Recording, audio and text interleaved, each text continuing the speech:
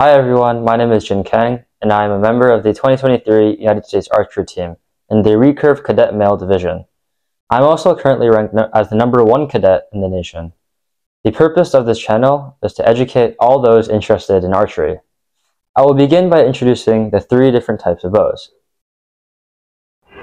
Hi everyone, so I'm going to go over the 3 main types of bows that exist in archery. So the one that I have with me here right now is the Olympic recurve bow, and I'm going to go over some of the defining characteristics of an Olympic recurve bow. So first we have the sight, which we use to aim, the sight pin. We also have a plunger here and a clicker on the front here, and we also have 3 stabilizers that are attached to the bow, as you can see. We also have a V-bar, which connects the stabilizers to the bow itself. So starting from the top, I'll go over the sight, as you can see. So the sight we use to aim, and specifically we use this little dot, this little orange pin, as you can see here, and I'll demonstrate really quick for you guys. So when I pull, I'm aiming this little dot at the target, specifically in the middle, because that's where I'm going to send my arrow. So this is how we aim, and we can also adjust the sight in case our arrows all hit in one spot and we want to move it to the middle. So we can use these dials, as you can see here. So that's the sight. Next, I'll go over the plunger, which is this little black knob, as you can see. So when I put an arrow in, I'll show you if you want to come to the side. Oh.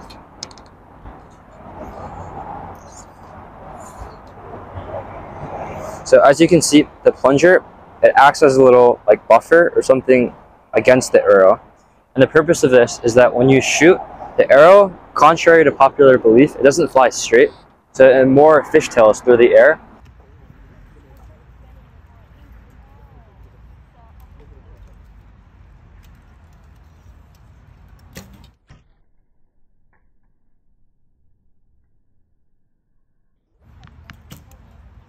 So the plunger is there to help adjust and correctly send the arrow in the right path, I guess. So you can adjust the stiffness of the plunger, and that'll also affect the way your arrow flies. So this is a very vital piece of equipment that is very unique to the Olympic recurve bow.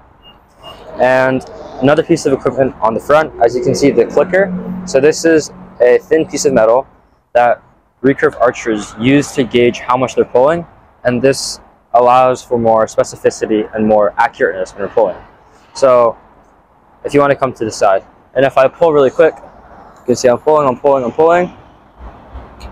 You heard the click, right? So that click is going to notify me of, okay, I've pulled far enough and now I can let go. So that's the plunger and the clicker. And now we're going to go over perhaps the most prominent piece of equipment, the thing that looks the weirdest. These 3 stabilizers that are attached to the bow with a V-bar, and it's called that because of the shape. It looks like a V. So one of the most common questions I get is, why do you swing the bow? And for those of you who don't know what I'm talking about, I'll demonstrate right now. So when you shoot, the bow swings. And an analogy I like to use to help people understand is when you're flicking a rubber band around your finger, you're pulling back, and when you let go, you push down, right, for extra speed, and so it doesn't get caught on your finger when you let go. So it's basically the same concept.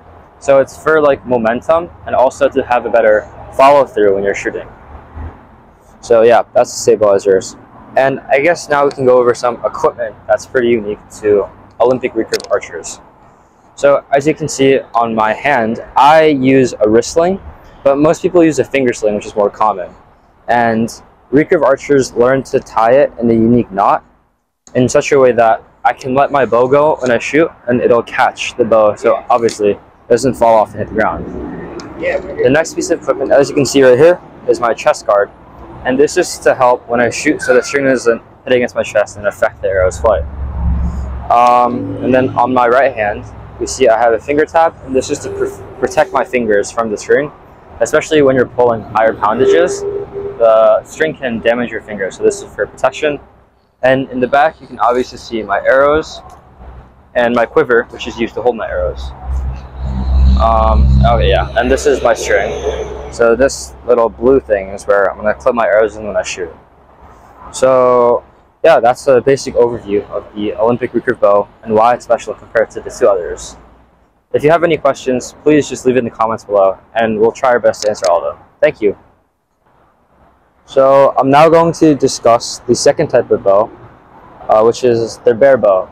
And as you can see, it's very bare. There's not that much equipment on it, not a lot of special stuff. And mechanically, the way it's strawed and pulled, it works the same as a recurve bow in the sense that you just pull it back. But there's no methods of sight, so there's no sight as you can see here. So you're all doing it by eye, and there's no method of stabilization. So it's, in a sense, a more traditional method of archery. And another large difference is that when you pull, the arrow, I don't have an arrow with me right now, but it needs to be around your eye length when you pull, or your eye height, excuse me. And that's because the method of aiming is different from Olympic recurve, where you have the sight to aim with. So you actually have to aim with the point of the arrow itself. And to achieve that, you have to anchor, which is the shape of my hand. And you have to put it like around your eye.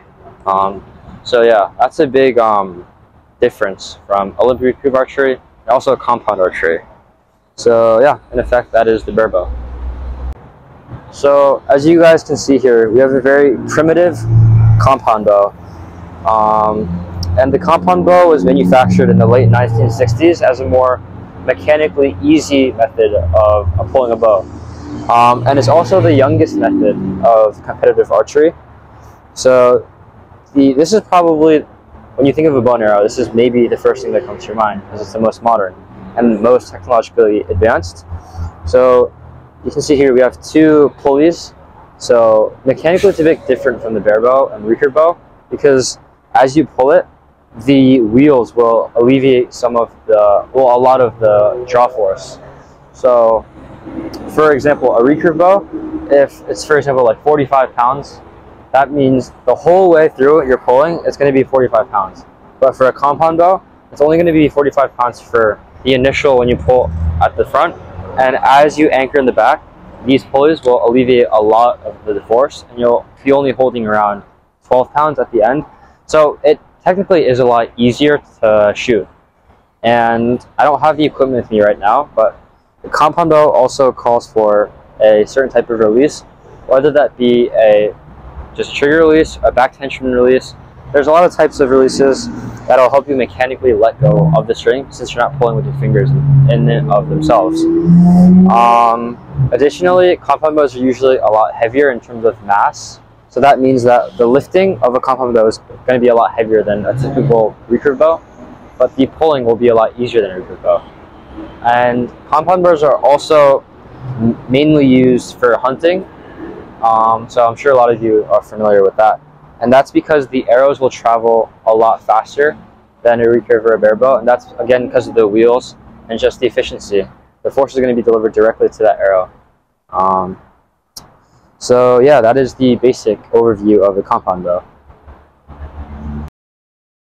Now I'm going to discuss specific age categories as well as distances. Archers aged 13 and under compete in the bowman division and shoot 30 meters at a 122 centimeter target face. Archers aged 15 and under compete in the cub division and shoot 50 meters at a 122 centimeter target face. Archers aged 18 and under compete in the cadet division, which is the division I compete in, and shoot 60 meters at a 122 centimeter target face. And archers aged 21 and under compete in the junior division and shoot 70 meters at a 122 centimeter target face. Don't forget to like and subscribe, and if you have any questions, leave them in the comment section and we'll try our best to get to everyone. Thank you.